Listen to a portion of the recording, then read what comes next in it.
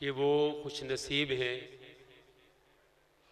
जो अपने सीनों के अंदर अल्लाह के कुरान को महफूज किए हुए हैं।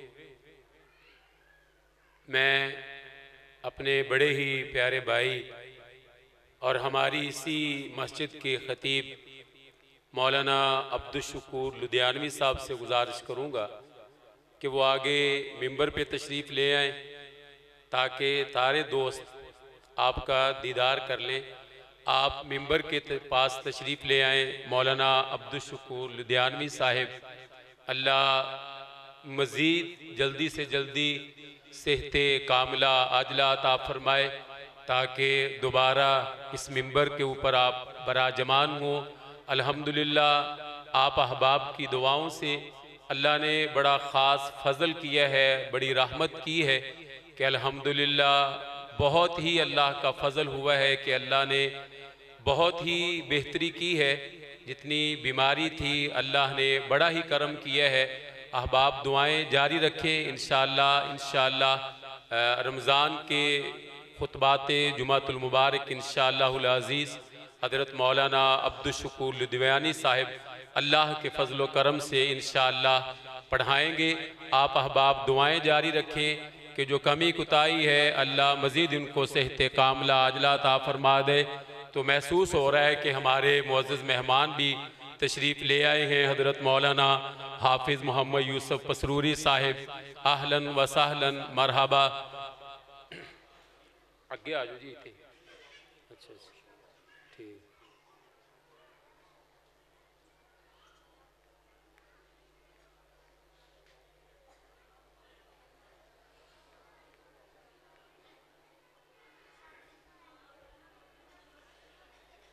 यकीनन ये मजलिस बड़ी ही कीमती मजलिस है, आम मजलिस नहीं है।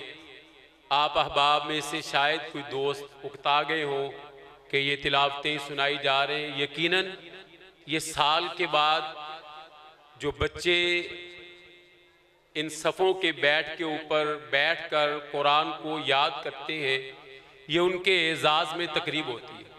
ये असल में उनकी हौसला अफजाई होती है। उनको कह लें कि प्रोटोकॉल होता है कि उन्होंने जो मेहनत की है उसके सिलसिला में ये साल के बाद उनके एजाज़ में ये तकरीबात जो हैं वो मुनक़िद की जाती हैं।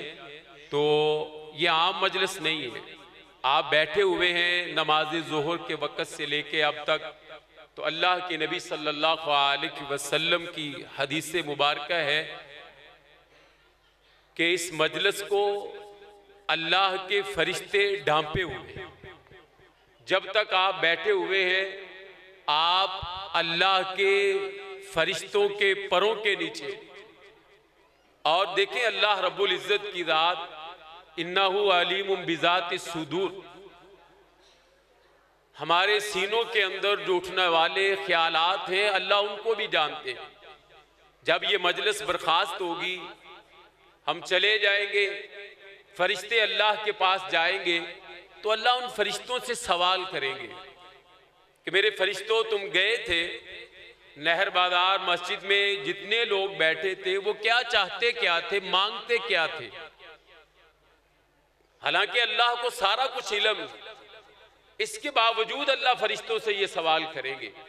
तो फरिश्ते अल्लाह रब्बुल इज़्ज़त की ज़ात से कहेंगे कि अल्लाह वो तो इससे एक ही सवाल मांग रहे थे, एक ही चीज तुझसे तलब कर रहे थे, वो तुझसे अपने गुनाहों की माफी मांग रहे थे।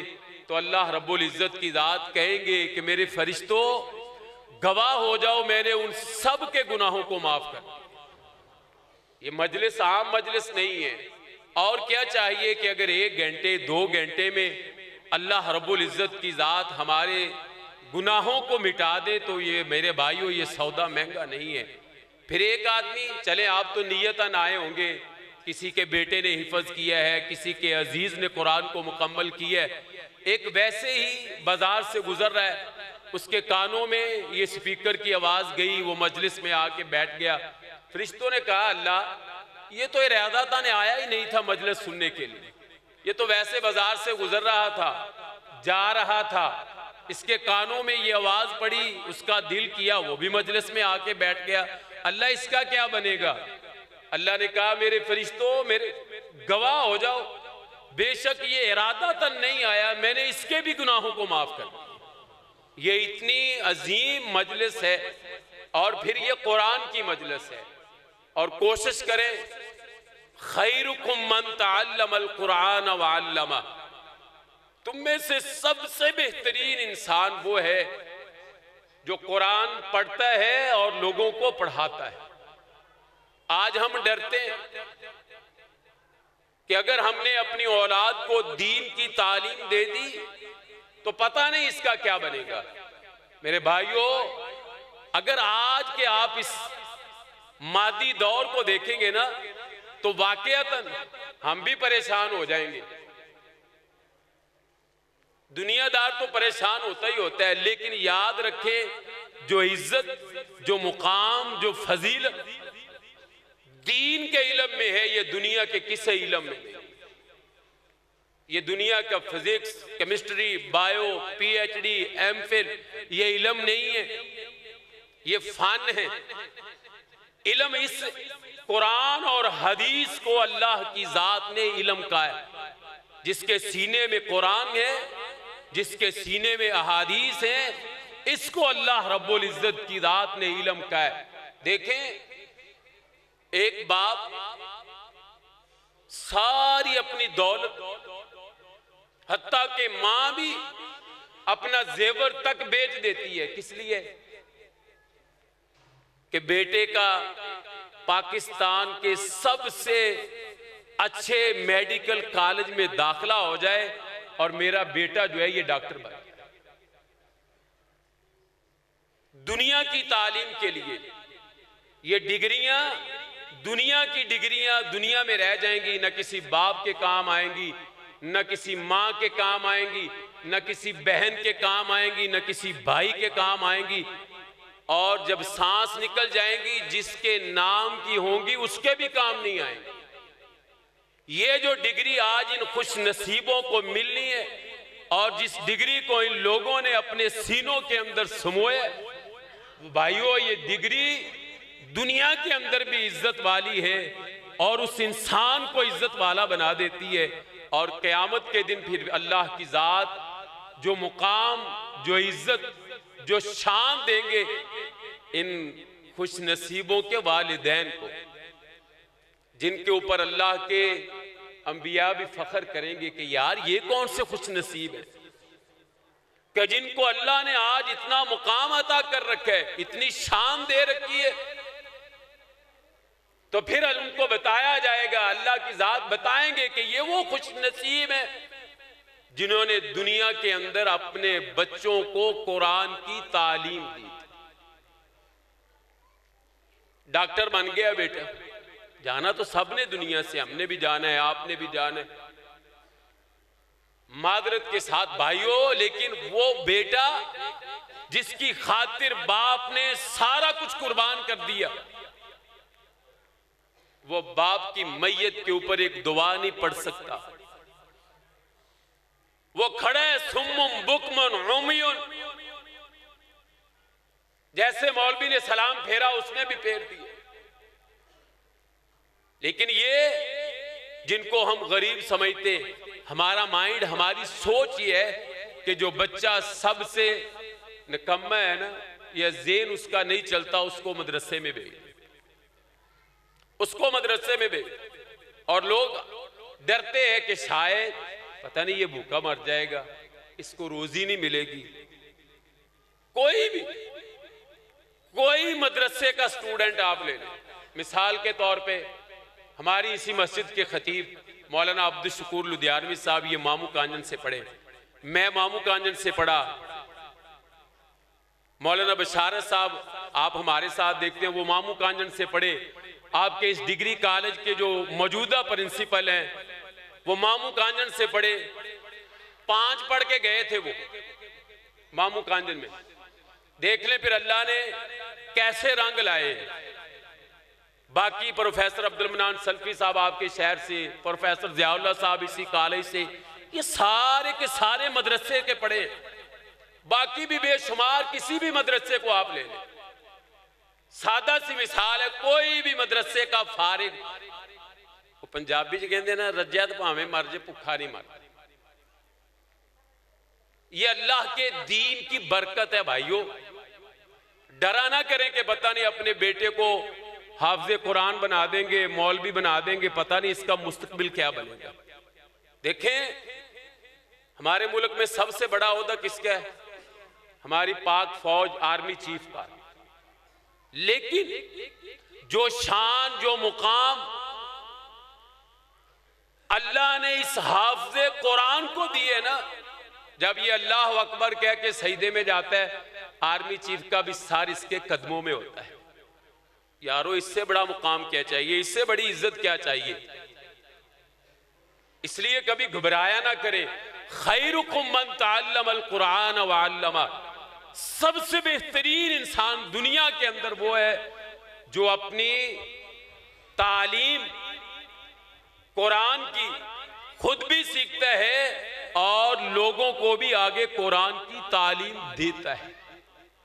और फिर अल्लाह रब्बुल इज्जत की दात कल क़यामत के दिन इस हाफ़िज़े कुरान से ये कहेंगे कि जिस तरह तू दुनिया के अंदर पढ़ता था, आज उस कुरान की तिलावत शुरू कर दो और तू पढ़ता जा, जन्नत के दराजात चढ़ता जा।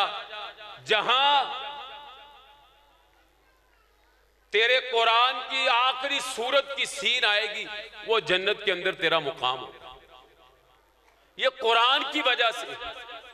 और देखें अभी आज की इस मजलिस के अंदर ये जो बच्चे जिन्होंने कुरान हिफज किया है, इनमें से किसी के नाना जी दुनिया में नहीं होंगे, किसी के दादाजी दुनिया में नहीं होंगे।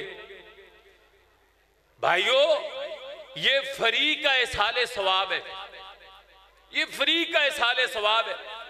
ये बच्चे कुरान पढ़ते हैं, कुरान की तिलावत करते हैं, नहीं भी अपने दादा का नाम ले, ना भी अपने नाना का नाम ले, ऑटोमेटिक खुद ब खुद उनके नामा अमाल के अंदर सवाब जा रहा है।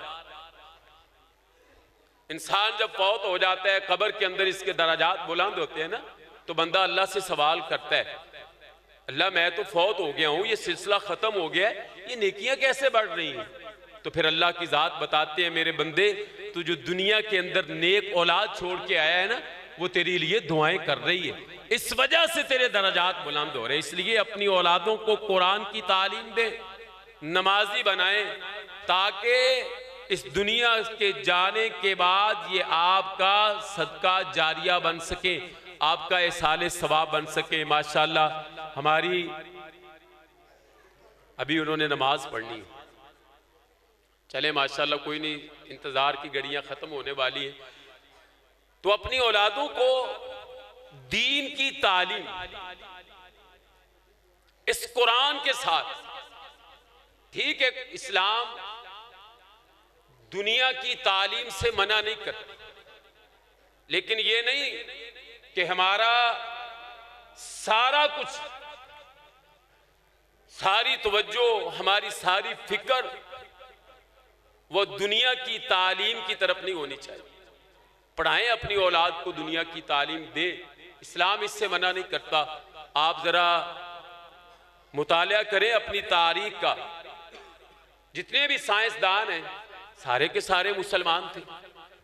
इस्लाम इससे मना नहीं करता कि आप अपने बच्चों को ये तालीम ना दें, लेकिन इस दुनिया की तालीम के साथ साथ अफजल, अहमियत, नंबर 1 जो तरजीह होनी चाहिए वो दीन की तालीम होनी चाहिए, वो कुरान की तालीम होनी चाहिए, ताकि आपका बच्चा कुरान पढ़े, आपके नामा अमाल में सवाब जाए, 5 वक्त नमाज पढ़ेगा, खुद ब खुद वो 5 वक्त आपके लिए दुआ करेगा, आपके लिए दुआ करेगा। अगर दुनियादार होगा, हकीकत यह है फिर वो कभी भी जो हमारे मुआशरे की सूरत हाल है, दीन से दूरी है कि कुछ दिनों के बाद सकी औलाद भूल जाती है कि हमने बाप दफनाया कहाँ था, बाबा की कब्र कहाँ है, क्योंकि हम जाते ही नहीं हैं। हम जाते ही नहीं है कब्रिस्तान, दफनाने के बाद भूल जाते हैं। कभी टाइम लगा तो चले गए, जाया करें कब्रिस्तान, ताकि हमें अपनी मौत याद रहे। अल्लाह के नबी सल्लल्लाहु अलैहि वसल्लम ने फरमाया कि कब्र तुम्हें एक दिन में 70 मर्तबा याद करती है। हम उसे कितना याद करते हैं? ये कब होगा? कब हमें अपनी इस दुनिया की जिंदगी की फिक्र कि मैंने नेकी करनी है, मैंने अपने रब को राजी करना है, ये कब हमें फिक्र होगी? जब हमारा ताल्लुक दीन के साथ है, जब हम इस कुरान के साथ जुड़ जाएंगे, नबी सल्लल्लाहु अलैहि वसल्लम के फरामीन के साथ हम जुड़ जाएंगे, फिर जाके इस दुनिया की जिंदगी की फिक्र कि इसको हमने कैसे गुजारना है और फिर गुनाहों से कैसे बचना है, ये तब ही होगा जब हम कुरान और सुन्नत पे अमल करेंगे, जब हमारे सीनों के अंदर अल्लाह का कुरान होगा, नबी सल्लल्लाहु अलैहि वसल्लम की अहादीस हमें आती होंगी, तब जाके हम इस दुनिया की जिंदगी को नबी सल्लल्लाहु अलैहि वसल्लम के बताए हुए असूलों के मुताबिक गुजार सकेंगे। वरना फिर वही हाल होगा कि जब अल्लामा इकबाल रहमतुल्लाह अलैह स्पेन गए ना, तो वापस आए, तो उस वक्त उन्होंने ये बात कही थी कि ये चटाइयों पे बैठ के अल्लाह और उसके रसूल सल्लल्लाहु अलैहि वसल्लम का जो लोग नाम लेने वाले हैं ना, जब तक ये तुम्हारे मुआशरे के अंदर मौजूद है तो याद रखना कि ये दीन तुम्हारे पास मौजूद रहेगा। उन्होंने कहा मैंने वहां देखा कि कोई अजान देने वाला नहीं था, इसलिए इस दीन और उन लोगों की जिनके सीने में कुरान है, इनकी कदर किया करें। ये आम लोग नहीं होते। दीन से मोहब्बत, दीन वालों से मोहब्बत, ये भी नबी सल्लल्लाहु अलैहि वसल्लम की सुन्नत है कि अल्लाह रब्बुल इज़्ज़त की ज़ात हमें दीन से भी और दीन वालों से भी मोहब्बत करने की तौफीक अता फरमाए, और अल्लाह रब्बुल इज़्ज़त की ज़ात हमें इस दुनिया की ज़िंदगी को कुरान और सुन्नत के मुताबिक गुजारने की तौफीक अता फरमाए।